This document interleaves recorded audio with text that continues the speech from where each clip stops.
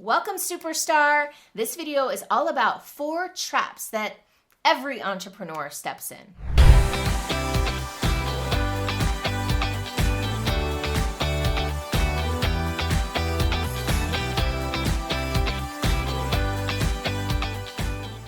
Our minds are machines that are programmed to survive. And so in this video, I'm going to talk about some of the most common programs that we have to survive that get in the way of entrepreneurial success. And we're going to talk about how to create new programs and install new programs to support more growth, more fulfillment, more joy, and more prosperity.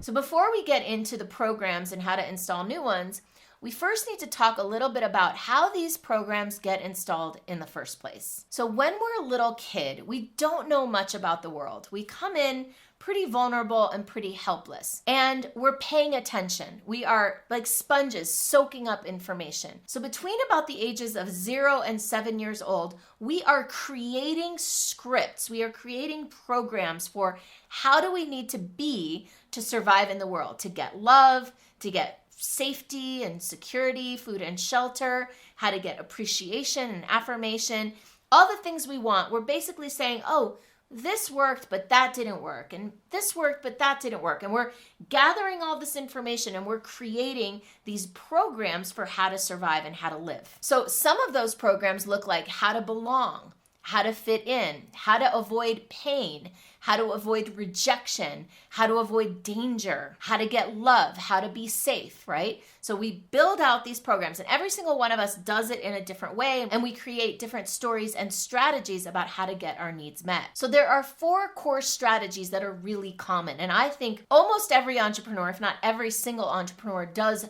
to some degree all 4 of them. The first strategy is control. We learn from a young age that if we can control certain situations, we can create the outcomes we want. So control might look like manipulating, persuading, getting people to do what we want, even if they don't want to do it. It might look like managing expectations or even lowering expectations.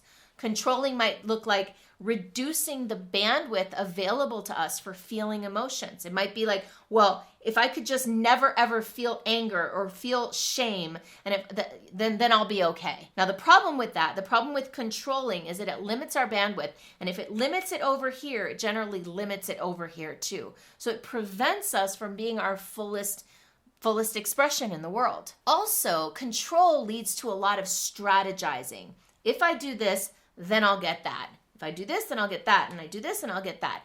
And it creates a loss of curiosity about the world. Instead of saying, ooh, what would happen if I did this? What's the possibility? And being open to a little bit of mystery, it clamps down on the mystery and it creates very specific expectations and outcomes that we'll be okay with. And if it's outside of that, it's no good, which often leads to a lot of disappointment and anger and resentment and frustration and annoyance. Because when the universe, when the world, when life disappoints us or doesn't meet our exact parameters of what's okay, then we're frustrated, we're annoyed, we're angry. When we try to control everything, we also lose the ability to really grow. And we lose the ability sometimes to even connect deeply with people because we're unwilling to be with that which is not comfortable or desirable. And we're rarely pleased because everything has to fit into these very specific parameters.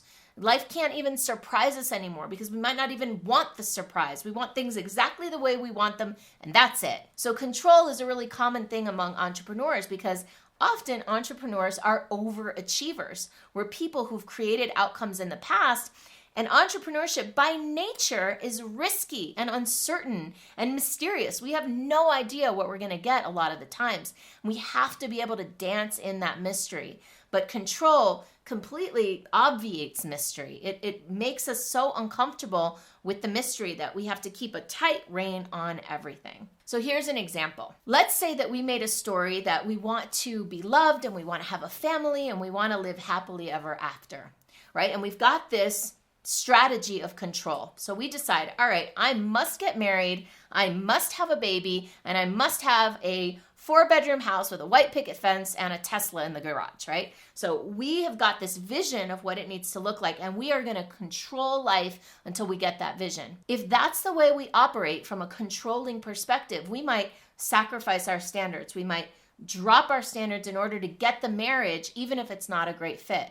We might push and force ourselves to try to have a baby and do a lot of fertility treatments that don't work, and then maybe get really, really disappointed if we don't get what we want, and then think that our life was not meaningful. Versus releasing some control and saying, wow, maybe that's not the path that I'm meant to take. Maybe there's something else out there for me. I can speak from personal experience on this one because this is exactly what I did. I got very attached to the idea of having my life be a certain way. When it didn't go that way, I was devastated, and I had to have a huge breakdown in order to break through.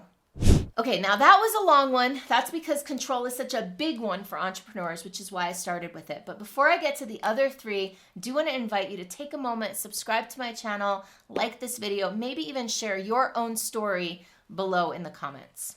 Now, the second trap that a lot of entrepreneurs fall into, the second program that we run, is people pleasing. When we people please, we lose ourselves and sacrifice or martyr ourselves for the needs and desires of others. The cost of this is that we end up feeling like a victim. We end up often resentful and annoyed with the needs of others, with the never-ending needs of others. When we become somebody that subjugates our own desires and needs to those of others, we end up exhausted, overwhelmed, overworked, and resentful. Where people-pleasing comes from is usually the belief that in order to get love, you cannot say no to people, that you have to give people what they want or they won't love you anymore, or we won't belong anymore. Now, the best solution, the best antidote to this, to people-pleasing, I believe, is to look at Brené Brown's model in her book, Into the Wilderness. In this book, she talks about the cost of losing ourselves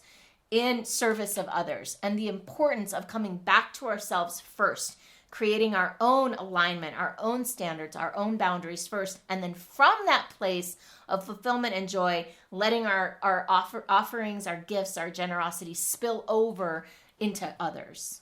Now, the third entrepreneur trap is isolating or avoiding, distancing ourselves from others. How many times have you heard of the lone wolf entrepreneur archetype, where the lone wolf, the entrepreneur, is doing everything by himself or by herself, doesn't allow him or herself to be supported by others, is going it alone? I know that I did this for years. The cost of this is isolation and distance from others, which can cost us opportunities for collaboration and growth. It can also create the perception that other people are problematic and that other people are the cause of our problems, and that if only we could do everything by ourselves, we would be A-okay. Now, the final entrepreneur trap is distracting, multitasking, always staying busy, workaholism, never taking breaks, never taking time off. This is an epidemic among entrepreneurs. And the cost of it is overwhelm, obviously, lack of mental peace, and ultimately kind of robs you of the thing that you probably became an entrepreneur for in the first place, which is the ability to create and be a visionary and make things in the way that you want to make them. When we get so bogged down in the busyness of every day and so distracted by what's right in front of us, we're not taking time off to step back, look at the big picture, breathe, and create. There are solutions for this. I'm going to give you 4 things you can do, one for each category. If you find yourself being a controller, try this. Try not controlling anything for a week or for a day even. Give yourself a control fast where you just let yourself be taken away by whatever comes along. Try, just as an experiment, saying yes to every opportunity for one day or for 1 week, and just see what happens if you let go of control and just let yourself be taken along by what's happening. As an experiment, you don't want to do this forever, obviously, because then you'll end up living your life like a leaf blowing in the wind. But for a brief amount of time, just looking to see what it feels like to give up control. For distractors, practice taking a few minutes at a time and just bringing your full focus to the present moment. Getting still, getting relaxed, breathing deeply, and being fully focused right here, right now, nothing else. Now, for pleasers, your homework is to say no to everything. So kind of the opposite. Your whole job for a day or for a week or whatever is to just set boundaries and say, no, I'm not doing that. No, thank you. I'll get back to you next week about that, not right now, and just basically saying no to any outside requests of your time and your energy. And practice saying no. Practice it in your own self, in your own body. Okay, the energy of no, and then practice expressing your no to others. Now, for those of you who choose to isolate and try to separate from others, your job is to go out and engage and connect with other entrepreneurs, to gather and see what you get from collaborating with others, from connecting with others, from being vulnerable with others. Maybe you set an intention to meet one new person and have a conversation with one stranger every day. Or maybe you reach out to someone and share something vulnerable and connect with them and give them more trust than you've ever given them before. And then finally, for the distractors, take a few moments and just slow down, get still, get super present in your body and breathe. Just be with what is right here, right now. And perhaps do that a few times throughout the day, a few times throughout the week. This will force you to get really present and be with whatever is in this moment. Another thing you can do is do one thing at a time and wait a little span of time in between tasks. So you're doing emails, stop, breathe, and then switch to the next task rather than chicken with your head cut off all over the place. Now, by the way, most of us do all 4 of these things, so you might want to try all 4 of the homeworks. I hope you found this video helpful. If you'd like support, mentoring, and accountability in creating more joy, more freedom, more prosperity in your business, let's connect. You can find me at superstaractivator.com/go and maybe even book some time on my calendar so that we can connect about if and how I can support you.